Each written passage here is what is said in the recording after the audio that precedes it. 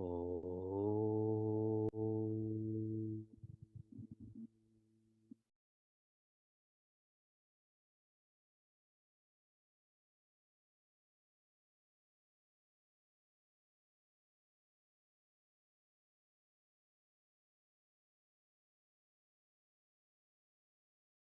Om.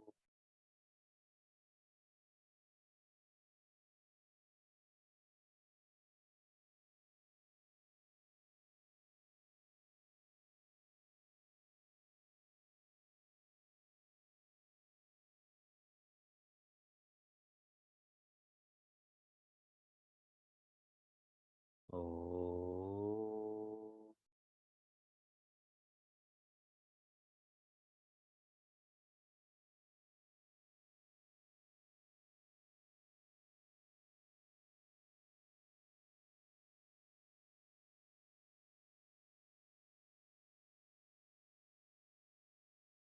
Welcome to Meaningful Mornings. In our culture, there is a word that is shared often, and that is Deva. Like Devi, one is masculine, one is feminine in terms of language. In English, Deva is defined as semi-God. Shri Krishna would be God. A personality like Indra would be a semi-God. Whenever you give to a semi-God or to a Deva, what is the word that you use? Swaha. S-V-A-H-A. Swaha is made up of two compounds. The first is Su. Su means well. And the second is Aha, which means to communicate. Swaha is not just mouthing these words, but rather to have the clarity and purity of intention that this is for a semi-God, meaning this is not for me. This is for a semi-God, could be family, community, society, humanity. If you train in this, then your clarity and purity can be God or divinity. Personally, we have been engaging in Swaha. This morning, this engagement will lead us to 600 verses of Bhagavad Gita.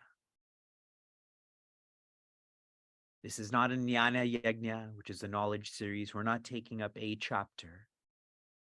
This is an entire lifestyle, community that is Gita Anusari, revolving around Gita. And today, 40 years ago, Brahmachari Vivek,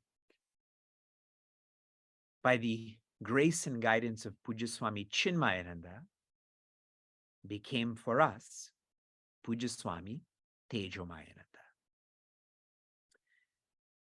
We are having our Vichara Gurukula retreat right now. 10 of us have gathered in Cleveland. And we have this retreat, it's called a Dakshata retreat, where our purpose of our lives and our service is to be more clear, more pure. And so I had gifted to our crew this package. You can see it. It says, "Make impossible possible." And these are quotes from Pujya Swami Tejomayananda. So the story behind this is, when I was in Bharat in February, then after that, my parents and I went to Sandipani to meet Pujya Swami Tejomayananda. And I hadn't for many years because of travel restrictions. because of our children's school restrictions. So I finally got to go. And prior to that, I intentionally met him at least once a year. So after the first evening that we were together, then I went to the bookstore. I have a lot of memories there. It's where air conditioning is. So the ashram is hot. And so even while I was studying, I would go look at the books, even though those are all given to us to study. So my parents and I are just wandering around, and all of a sudden I hear Pujaswami Tejo Mayananda's voice, and he was just in there with his undershirt on and his dhoti, no footwear. And I've been to Sandipani, I've lived there for many years, but this was the first time I was ever there with Guruji in the bookstore. So I bought these. And I'm reading to all of you to reflect today. This section is called Value Values, which is so much of what we've been studying. Here's the first quote. Man does not live on bread alone. He needs a philosophy to live by. Exclamation mark. One more. The dignity of human life is in being humane. And one more. Education is collection of data. Knowledge is discovery of the truth. For 40 years, he's been engaged in Svaha. For 600 verses, we are engaging in Svaha. In the Narada Bhakti Sutra, Rishi Narada shares, one who has established themselves in dedication, then they naturally also engage in Shastra Rakshana. Rakshana means protection. Shastra means of one's map. How does one protect one's map in a sacred science, in a subjective science? This is done by following the map. And the psychology of this insight is, in society, 95% of people are followers. And so, if I'm following the map, and perhaps some are listening and watching, then they too will follow the map. This is how protection is facilitated. Our map is not like a phone book. Do you remember phone books? Slowly, we just took them directly from our porch to the recycling, correct? Our map is not like our textbooks. The way our children treat our textbooks, I feel bad for those textbooks. Our map is our mind. And so the way to treat our map is to be active. This activity starts with Shravana, which means to listen. In the Veda, a mantra that we regularly chant, Bhadram Karnebi Shunuyama Devaha. My ears are open, so lots can go in and come out. What's going in? Let it be Bhadra, which means let it help me. Let it help me be happy. All of us do this well. But active doesn't just mean Shravana. It means simultaneous to Shravana, Manana is being practiced. Manana means reflection. And another word for this is personalization. That's why I've asked all of you, whenever the word Krishna said is shared, we should change it to Krishna says. present tense. Whenever the word Arjuna is used, we cross it out lightly and put our name there. Personalization. And for so many who are studying Bhagavatam with me, every week, now for almost 168 weeks, I've been chanting, Hridi avarudyate. Hridi means heart. Avarudyate means to establish or to feel in one's heart. How does it happen? Shushrushubi. By listening, but this listening is also with reflecting. Then Sri Krishna will live in one's heart, tat kshanat, instantly. If what I'm sharing is too poetic, even though it's not, a way that we can engage in being active with our map is while you're listening to not multitask. And this message is not for all of you. I can see that you're unitasking, but this is for everyone else. I'm cautioning you in experiencing a sacred science, a subjective science, passively. To not multitask. When one doesn't follow one's shastra, then one will never feel samhara, which is divinity. I mentioned to you that one needs to have faith, one needs to have trust in one's map to be able to have faith and trust in one's divinity. But preceding having trust in one's shastra is to have trust in one's Sadguru. Many of you may feel this in an intellectual way, that without a guide, then one cannot have a map. I know this to be a fact. A map will not come into your life, meaning it won't come to life without one's guide. And how does a guide come into one's life? When you have faith in discipline. That's why I'm sharing so much about active learning. Then one becomes a disciple. This is all shared in an overt, covert way in chapter 17, specifically in verse 5. Shri Krishna shares, if one's intention is not right, while one is engaged in implementation, they will not become inward.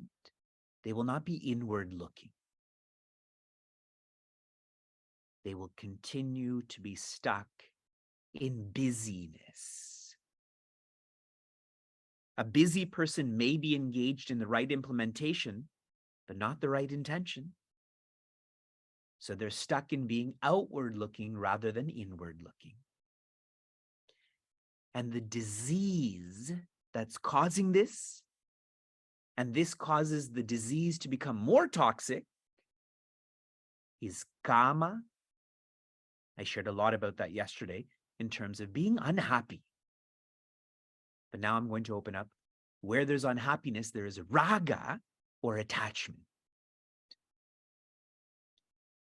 One of my teachers had shared, raga is like BOGO. BOGO, I think, is an acronym for buy one, get one free. Yes, have you heard of that? See, it's not as good as the acronyms I share. What comes with raga? Dvesha. Dvesha means disliking. The more attached one gets to some, the more one starts to dislike those who are outside this circle. But remember, this is not outward, this is inward. One starts to dislike themselves.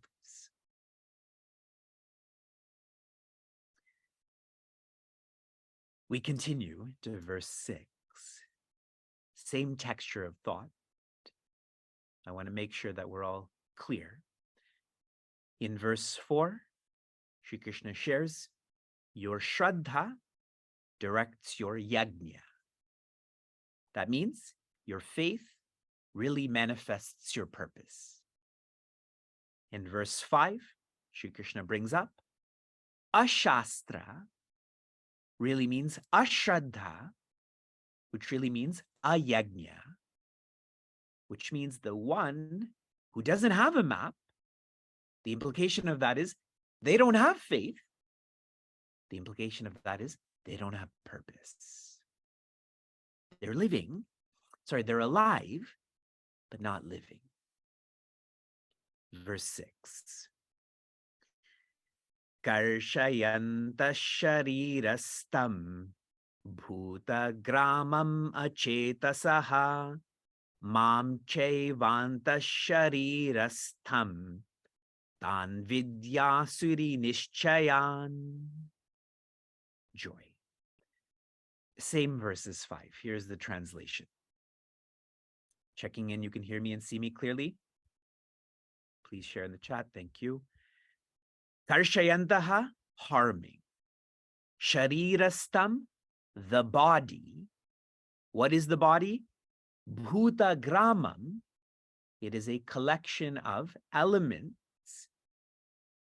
Only achetasaha, one who's mindless or unintentional, will live like this.